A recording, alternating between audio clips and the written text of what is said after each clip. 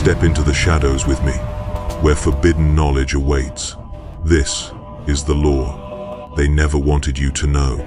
I remember the taste of victory, the way blood and promethium mixed on my tongue after we'd cleansed the heretic stronghold on the frozen moon of Varkesh Prime, the way my brothers and I had stood amid the smoking ruins and raised our bolters toward the ashen sky in salute to the God Emperor who had guided our strikes and blessed our ammunition. I was Brother Sergeant Damos of the 4th Company, bearing the sacred gene seed that connected me through unbroken lineage to the chapter's founding, carrying within my enhanced flesh the biological legacy of heroes who'd served for 10,000 years. My body was a weapon forged through decades of training and surgical modification. Bones reinforced with ceramite, organs duplicated and augmented, blood chemistry altered to process toxins that would kill baseline humans instantly. I stood 2.5 meters tall in my power armor, could crush stone with my bare hands, could fight for days without rest, could survive wounds that would be instantly fatal to the unaugmented. I was transhuman, post-human, beyond human, a warrior monk created for eternal war against the enemies of mankind, living only to serve the Imperium and the Emperor whose vision had created our kind. The chapter fortress monastery was our home between campaigns, a massive structure built into the living rock of our chapter's homeworld, all Gothic spires, and vaulted halls and training chambers, where we maintained our readiness during the brief periods when we weren't deployed across the galaxy. The walls were covered in honor rolls listing brothers who'd fallen in service, their names carved in stone that would endure for millennia, their deeds recorded in illuminated manuscripts kept in climate-controlled archives deep within the mountain. The chapel was the monastery's heart, dominated by a statue of the Emperor in his aspect as warrior god, surrounded by reliquaries containing sacred artifacts and the preserved gene seed of legendary heroes. We gathered there daily for prayers and contemplation, reciting the litanies of hate and the canticles of battle, maintaining the spiritual discipline that was as important as physical prowess in our eternal crusade.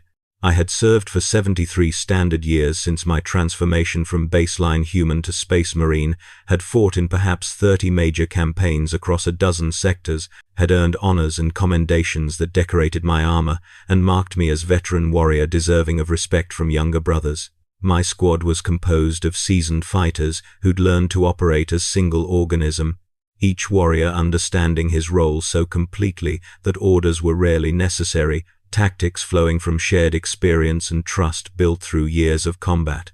We moved like choreographed dancers through battlefield conditions, supporting each other with practiced precision, covering angles and anticipating threats through bond that approached telepathy. I was proud of my squad, proud of my chapter, proud to serve the Imperium in the most direct way possible by killing its enemies with efficiency that bordered on artistry. The first sign something was wrong came during a routine training exercise in the monastery's deep combat chambers, massive underground spaces where we practiced close quarters fighting under various environmental conditions. I was leading my squad through a building clearance drill, moving through rooms filled with target servitors programmed to simulate hostile forces, when I felt a sharp pain in my chest that made me stumble mid-stride. The sensation was so unexpected that I actually stopped moving, which caused Brother Keras behind me to nearly collide with my back, which disrupted the entire tactical flow we'd been maintaining. Pain was something Space Marines experienced rarely. Our modified nervous systems could shut down pain receptors during combat, could flood our bloodstream with combat stimulants that made injury just abstract information rather than debilitating sensation. But this pain bypassed those safeguards, felt like something twisting inside my primary heart, like my enhanced organs were spasming in ways they weren't designed to accommodate. I reported to the apothecarium immediately after the exercise concluded, following protocols that demanded any medical irregularity be documented and assessed. The apothecaries were the chapter's medical specialists, warrior monks who combined surgical skill with religious devotion, who maintained the gene seed legacy through careful monitoring and harvest, who understood our enhanced physiology better than anyone except perhaps the most senior tech priests. Brother Apothecary Valen examined me with instruments that hummed and clicked, that drew blood samples and scanned my organs with devices whose machine spirits had been appeased through proper rituals.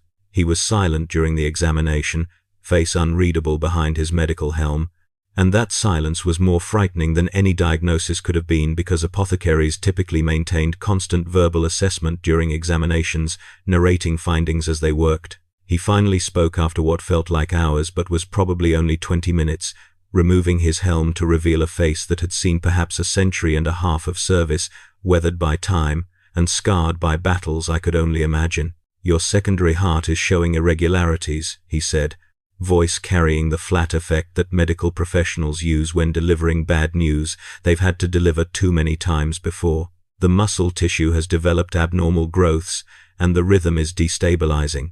This is preliminary finding, Brother Sergeant. I'll need to conduct deeper examinations, genetic sampling, comparison against your baseline profiles from when you received the gene seed. But I want you to understand the seriousness of this. If your secondary heart is failing, it could indicate broader gene seed rejection." Gene seed rejection. The words hung in the sterile air of the apothecarium like execution sentence. Every space marine knew the theoretical possibility that gene seed implants that transformed baseline humans into transhuman warriors could be rejected by the host body, could fail for reasons that weren't fully understood, could break down and cease functioning after decades or even centuries of perfect performance. But it was rare, vanishingly rare, the kind of thing that happened to perhaps one brother in 10,000, the kind of statistical anomaly that you acknowledged existed but never expected to experience personally. The gene seed was sacred, was perfect, was the Emperor's own gift to humanity as filtered through the genetic mastery of the founding legions. It didn't fail. It couldn't fail.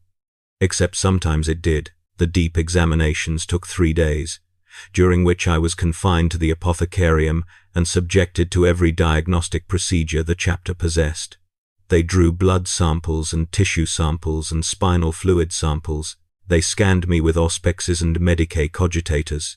They compared my genetic markers against baseline profiles stored in archives, against idealized templates, against the preserved gene seed from which my implants had been cultured. Brother Apothecary Valen consulted with the master of the apothecarian, who consulted with the chapter master himself, and the fact that my case was being escalated through the command structure told me everything I needed to know about the severity of the situation before anyone spoke the final diagnosis. Master Apothecary Helicon delivered the conclusion in the chapel rather than the medical ward, which should have prepared me for what was coming but somehow didn't. He stood before the Emperor's statue with his face composed in the ritual mask of sorrowful duty, and he explained in precise medical terminology that my gene seed was failing, that the implanted organs were beginning to reject, that my enhanced physiology was starting to break down in ways that would accelerate over time. The secondary heart would fail completely within perhaps 6 months. The catalepsian node that allowed me to fight without sleep would cease functioning shortly after. The preomna stomach that let me survive on otherwise indigestible substances was already showing degradation. The os modula that had reinforced my skeleton was leaching calcium, weakening bones that had been nearly unbreakable. One by one, the 19 organs that made me Space Marine were failing, and there was no procedure that could stop the cascade, no surgery that could repair what was breaking at the genetic level. The gene seed must be harvested before total failure, Helicon said, voice carrying the weight of delivered death sentences countless times before. "We cannot allow sacred material to be contaminated by complete systemic collapse. You will be scheduled for extraction within the week, Brother Sergeant Damos.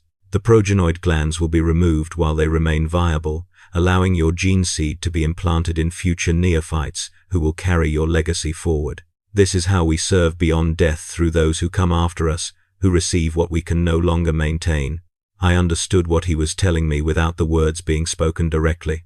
Harvesting the progenoid glands while I was still alive meant I would survive the extraction, but I would no longer be Space Marine. Without the gene seed organs, my body would gradually revert toward baseline human physiology, would lose the enhancements that defined my existence, would become too weak to wear power armor or wield the weapons I'd trained with for 7 decades. I would be cast out from the Brotherhood, separated from my squad and my chapter, reduced to something between transhuman and human that fit comfortably in neither category.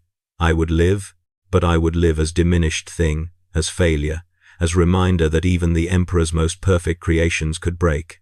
The extraction was performed in the apothecarian's deepest surgical theater, a sanctified space where the walls were inscribed with prayers and the air was thick with incense meant to please the machine spirits of medical equipment. They didn't use anesthesia because Space Marines don't require it, because our pain tolerance and mental discipline allow us to remain conscious during procedures that would send baseline humans into shock.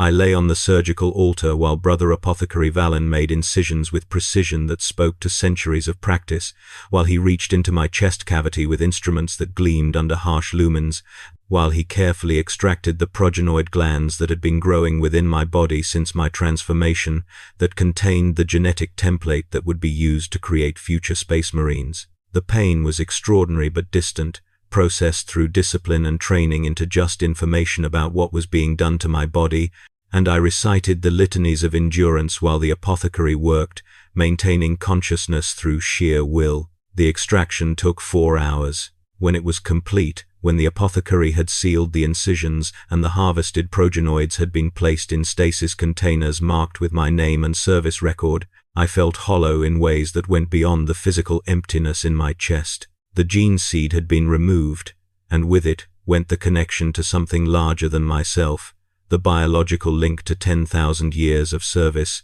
the sacred inheritance that had defined my existence. I was still technically Space Marine, the other implanted organs remained functional, would continue operating until systemic failure made them shut down one by one, but I'd been severed from the living chain that connected me to the chapter's founding, had become terminal rather than continuing, had been transformed from link in eternal chain into dead end. Recovery from the extraction was faster than it would have been for baseline human but slower than my enhanced physiology should have managed, and that difference told me the failure was already accelerating. My secondary heart stopped functioning entirely 3 weeks after the extraction, and my body struggled to adapt to operating on single cardiovascular system after 70 years of redundancy. I tired more easily, needed actual rest instead of just the combat meditation that had previously sufficed. The muscles in my chest ached constantly where the second heart had been, phantom pain from an organ that was no longer there, and I found myself pressing my hand against the spot unconsciously, as if I could somehow will the heart back into existence through touch alone. The chapter command made the decision I'd known was coming but had tried not to anticipate. Brother Captain Ardus summoned me to his quarters and explained with genuine sorrow that I could no longer serve in active combat capacity, that my degrading condition made me liability rather than asset in battle situations, that I was being transferred to support duties within the monastery until such time as my condition deteriorated to the point where even those tasks became impossible. I would train neophytes, he said. I would share my 7 decades of combat experience with the next generation, would ensure that the tactical knowledge I'd accumulated wasn't lost when my enhanced physiology finally failed completely. It was honorable work, he assured me. It was service that still mattered, but we both knew what it really was, a kindness, a way to let me remain useful for the time I had remaining, a gentle exile from the life I'd known. The training halls became my new domain, and I found myself standing before groups of aspirants who looked at me with mixture of respect and pity, who could see I was Space Marine but could also see I was broken, was failing, was becoming cautionary tale about the ways even perfect weapons could malfunction. I taught them squad tactics and close quarters combat, taught them the lessons I'd learned through decades of actual warfare, and some days I could almost forget that I was dying slowly, that my body was betraying me one system at a time, that I was becoming something less than what I'd been. But other days the aspirants would execute maneuvers with speed and precision I could no longer match, and I'd feel the gap widening between what I was and what I'd been, feel myself slipping further from the brotherhood with each passing week. The other organs failed in sequence over the following months, my enhanced physiology dismantling itself through processes I couldn't control or even fully understand. The catalepsian node shut down first, and suddenly I needed real sleep, 8 hours of unconsciousness per day, like a baseline human, time wasted in vulnerability when I should have been able to maintain combat readiness indefinitely. The preomnal stomach failed next, and I could no longer consume the emergency rations and toxic substances that had sustained me in battlefield conditions, had to eat actual food, prepared food, nutritionally balanced meals like a civilian. The succinct membrane that had allowed suspended animation degraded, eliminating my ability to enter hibernation during critical injuries. The oolitic kidney that had filtered toxins stopped functioning, making me vulnerable to poisons that would have been minor inconveniences before. My body was shrinking, I realized after perhaps 6 months. Not dramatically, I wasn't collapsing into frail old man, but measurably, noticeably, enough that my power armor no longer fit properly, that the ceramite plates hung loose on frame that had lost muscle mass and bone density, that I rattled inside equipment that had been custom fitted to my enhanced physiology. The tech priests offered to adjust the armor, to modify it for my changing dimensions, but I refused because accepting modifications would be acknowledging that this diminishment was permanent, that I wasn't going to recover, that I was becoming someone fundamentally different from the warrior who'd worn this armor into 30 campaigns. So I wore it ill-fitting and uncomfortable, wore it like hair shirt, wore it as penance for the sin of biological failure. The physical changes were terrible, but the psychological transformation was worse.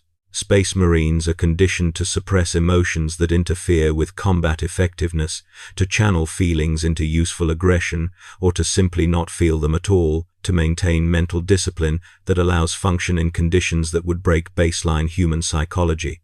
But as my enhanced physiology degraded, as the organs that regulated my neurochemistry failed one after another, I found myself experiencing emotions I hadn't felt since before my transformation 7 decades earlier. Fear. Not tactical assessment of threat, but actual fear, gut-churning anxiety that made my remaining heart race and my hands shake. Doubt. Real doubt about my choices and my worth and my future. Despair.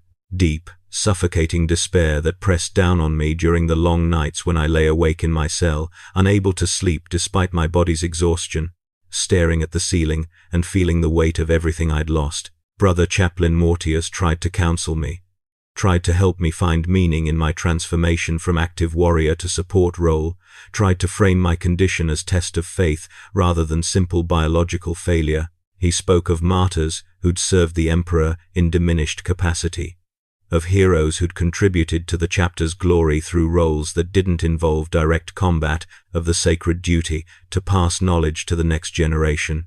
But his words rang hollow because he spoke from position of strength, from intact gene seed and fully functional enhanced physiology, from the certainty that came from being what I used to be rather than what I was becoming. He couldn't understand the horror of feeling your identity being systematically stripped away, of losing the capabilities that defined you, of becoming stranger to yourself. My squad came to visit me in the training halls, my brothers who I'd fought beside for decades, and their presence was both comfort and agony. They moved with the fluid grace I no longer possessed, spoke with the certainty I'd lost, existed as I'd once existed, and I could see in their eyes that they were already mourning me despite my continued survival. I was alive, but I was already gone, already separated from them by the unbridgeable gap between functional Space Marine and failing one, and our conversations grew shorter and more awkward with each visit, until eventually they stopped coming, and I was left alone with the aspirants who would never see me as fully human or fully Space Marine, but just as something broken that was still temporarily useful.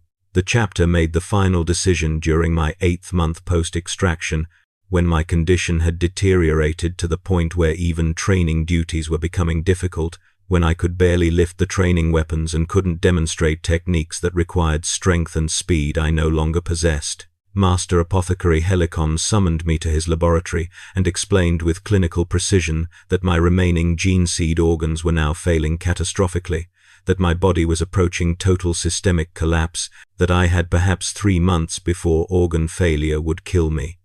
He offered me a choice: I could accept servitor conversion, have my brain removed and reprogrammed to serve the chapter in mechanical capacity, continue existing as tool rather than person, or I could accept honorable death, ritual suicide that would be recorded as falling in service to the Emperor, that would allow me to be remembered as Space Marine rather than as failed experiment.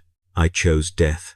Not because servitor conversion was inherently dishonorable. Many brothers made that choice, finding purpose in eternal service even after consciousness was gone, but because I couldn't bear the thought of existing as thing rather than person, of having whatever remained of me trapped inside machinery, of watching the chapter I'd served continue on while I persisted as lobotomized component, performing repetitive tasks without understanding or memory, or anything that made existence worthwhile. Better to end while I still retained enough of myself to make the choice, while I could control at least this one aspect of my fate. They scheduled my death for the following week, gave me time to prepare, to make peace with the decision, to compose the ritual words that would be recorded in the chapter's archives alongside my service record. I spent those days walking through the monastery, visiting the places that had been important during my 7 decades of service, trying to memorize details I'd taken for granted when I'd assumed I'd have centuries more to exist in these spaces. The chapel where we'd gathered for daily prayers. The training halls where I'd learned to fight as Space Marine rather than baseline human. The armory where my weapons and armor would be stored after my death, maintained by servitors until they were issued to another warrior who would carry them into battles I'd never see. Brother Chaplain Morteus performed the ritual on the morning I'd selected in the chapel before the statue of the Emperor in his warrior aspect, with the entire 4th Company gathered as witnesses, because I'd earned that honor through my service even if I'd failed at the end. I knelt before the chaplain, wearing simple robes rather than armor, my diminished body obvious without the ceramite plates to hide how much I'd lost, and I recited the words I'd composed about duty and service, and the honor of dying rather than lingering as mockery of what I'd been. Morteus raised the consecrated bolt pistol, aimed it at my head, and I closed my eyes and waited for the shot that would end my failing existence and preserve my memory as Space Marine rather than as failure. The shot didn't come.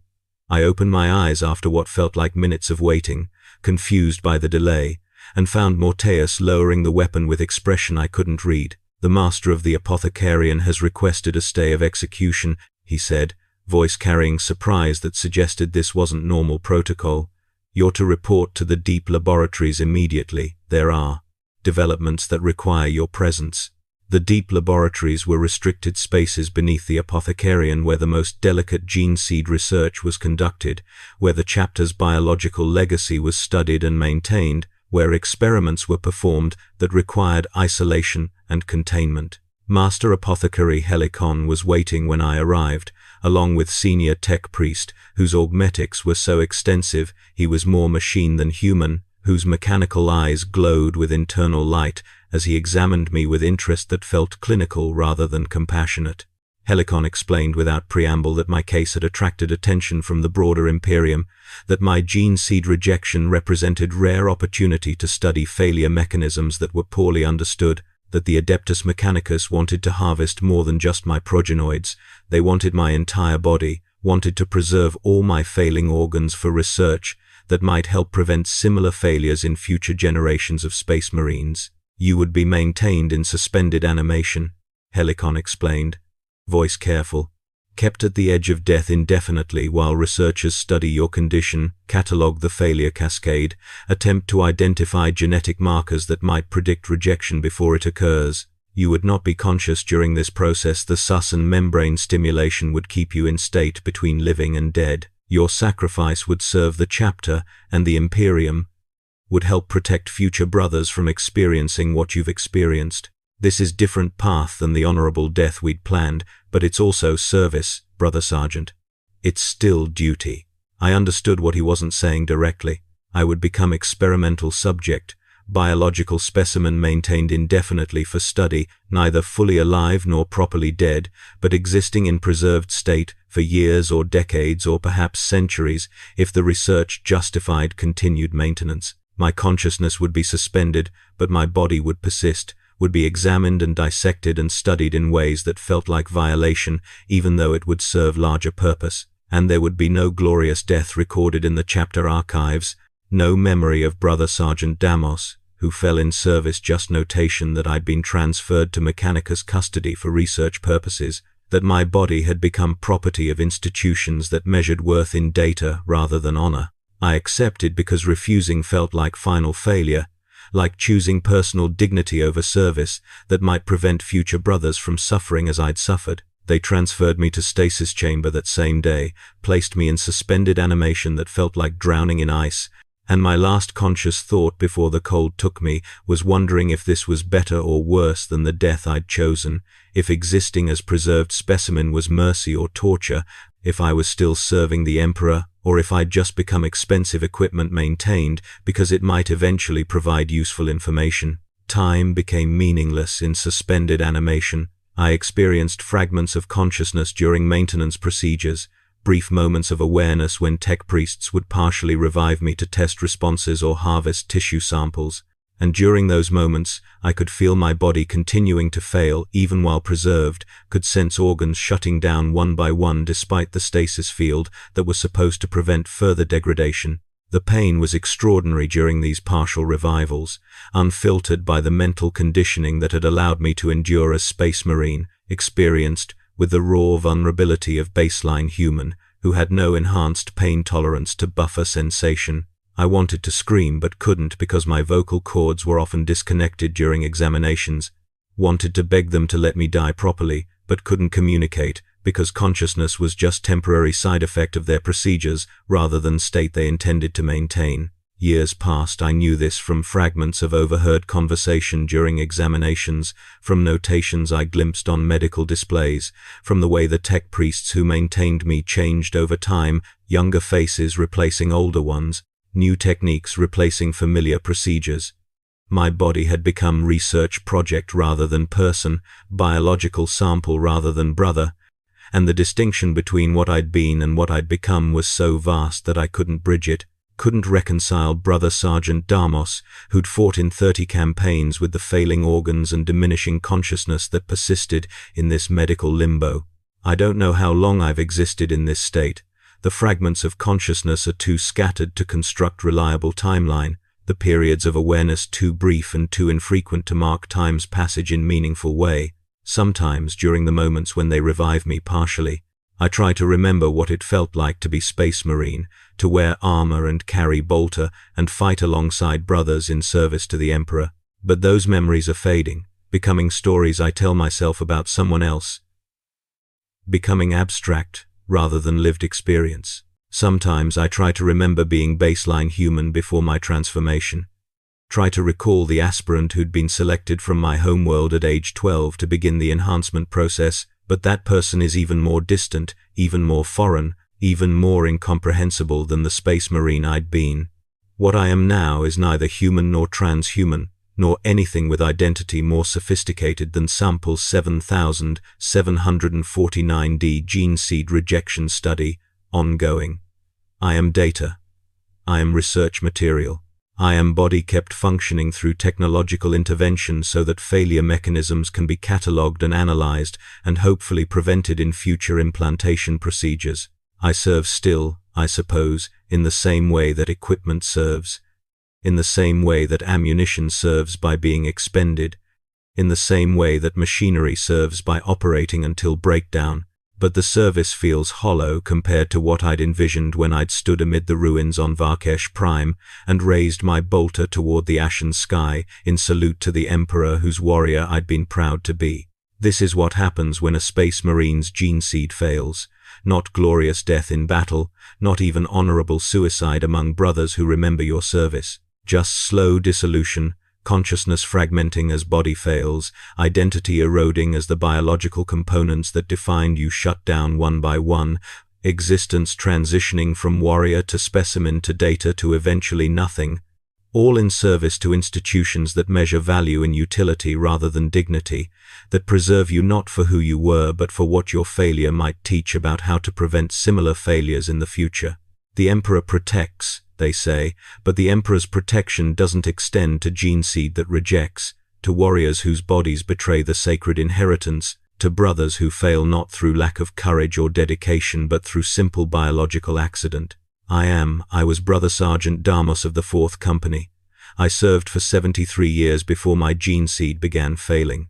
I exist now in fragments, consciousness surfacing briefly during maintenance procedures, awareness limited to pain and cold, and the clinical voices of tech priests discussing my degradation in language that treats me as broken machinery rather than person. This is my confession from beyond service, my testimony from the space between living and dead, my witness that even the Emperor's most perfect creations can fail.